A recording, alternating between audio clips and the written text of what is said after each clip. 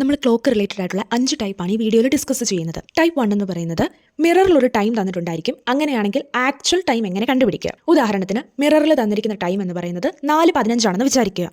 അങ്ങനെയെങ്കിൽ actual time ഏത് എന്ന് ചോദിച്ചാൽ 11:16, അതായത് 12 മണിക്കൂർ എന്നുള്ളതിനെ 11 മണിക്കൂർ 60 മിനിറ്റ് എടുക്കുക. 11:16 മൈനസ് തന്നിരിക്കുന്ന ടൈമിനെ മൈനസ് ചെയ്യുക, കിട്ടുന്നതായിരിക്കും ആക്ച്വൽ ടൈം. അപ്പം 11:60 മൈനസ് 4:15 എന്ന് പറയുമ്പോൾ നമുക്ക് 7:45 എന്ന് കിട്ടും. അതാണ് ആക്ച്വൽ ടൈം.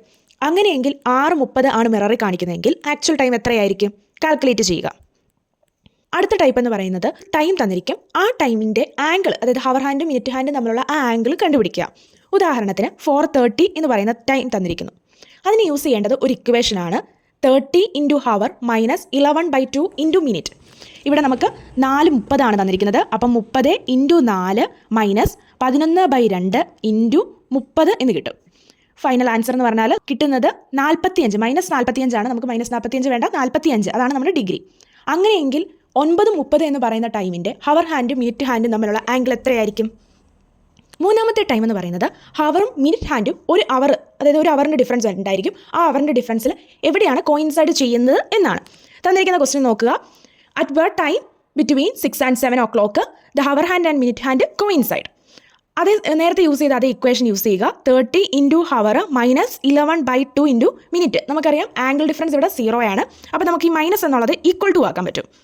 അപ്പോൾ 30 ഇൻറ്റു ഹവർ എന്ന് പറയുന്നത് 6 തൊട്ട് 7 വരെ ആയതുകൊണ്ട് ഹവർ ഹാൻഡ് 6 ആയിരിക്കും, is equal to 11/2 into minute. അപ്പോൾ നമുക്ക് 360 ഡിവൈഡഡ് ബൈ 11 എന്ന് കിട്ടും. ആൻസർ എന്ന് പറയുന്നത് 32 8/11, അതായത് 6:32 8/11 ഹവർ ഹാൻഡും മിനിറ്റ് ഹാൻഡും കോയിൻസൈഡ് ചെയ്യുന്നത്. ടൈപ്പ് 4 എന്ന് പറയുന്നത് ഏത് ടൈമിലാണ് ഹവർ ഹാൻഡും മിനിറ്റ് ഹാൻഡും ഓപ്പോസിറ്റ് ടു ഈച്ച് അതർ ആകുന്നത്? നമുക്കറിയാം ഓപ്പോസിറ്റ് ടു ഈച്ച് അതർ എന്ന് പറഞ്ഞാൽ 180 ഡിഗ്രിയാണ് ആംഗിൾ ഡിഫറൻസ്. നേരത്തെ പറഞ്ഞ പോലെ തന്നെ ഇക്വേഷനാണ് യൂസ് ചെയ്യുന്നത്.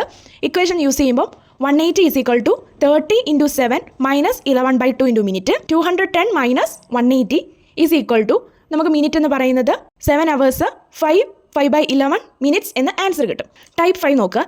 A clock takes 33 seconds to strike 12 times. How long will it takes to strike 6 times എന്നാണ്. അതായത് 33 സെക്കൻഡ്സിന് 12 ടൈംസ് എന്ന് പറഞ്ഞാൽ നമുക്ക് 11 എന്നെടുക്കാം. തന്നിരിക്കുന്ന ടൈംസിന് -1 ചെയ്യണം. അപ്പോൾ നമുക്ക് എടുക്കാൻ പറ്റും 1 ടൈമിന് 3 സെക്കൻഡ്സ് ആണ്. ചോദിച്ചിരിക്കുന്നത് 6 ടൈംസ് ആണ്. അപ്പം 3 ഇൻറ്റു 6 എടുക്കാൻ പാടില്ല, 5 എടുക്കണം. അപ്പോൾ നമുക്ക് ആൻസർ എന്ന് പറയുന്നത് 15 സെക്കൻഡ്സ്, അതായത് 15 സെക്കൻഡ്സ് എന്ന ആൻസർ കിട്ടും. അങ്ങനെയെങ്കിൽ അടുത്ത ക്വസ്റ്റ്യൻ്റെ ആൻസർ എന്തായിരിക്കും?